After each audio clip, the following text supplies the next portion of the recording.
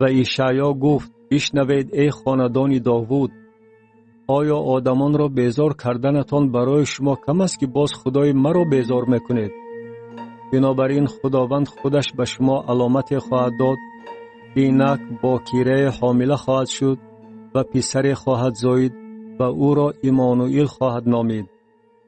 مادر عیسی نامزد یوسف بود، اما پیش از خانه‌دارشوی در بطن مریم از قدرت روح القدس یعنی روح خدا کودک پیدا شد.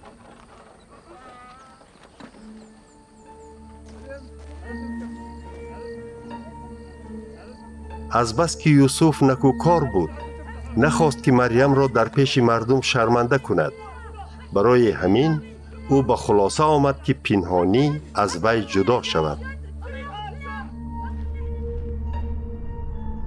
هنگامی که او در چنین فکر بود، فرشته خداوند در خوابش عیان شده به او گفت: ای یوسف، نسل شاه داوود، از عایله دار شدن با مریم نترس، چون که این کودک در بطن او از قدرت روح القدس پیدا شده است.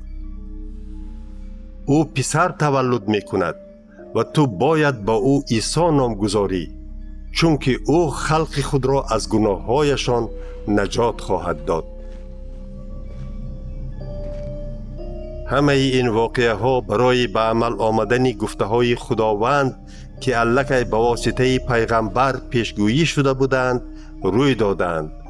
دختر حامله دار می شود و پسر تولد می کند که با او ایمانوئیل یعنی خدا همراه ما نام می دهند.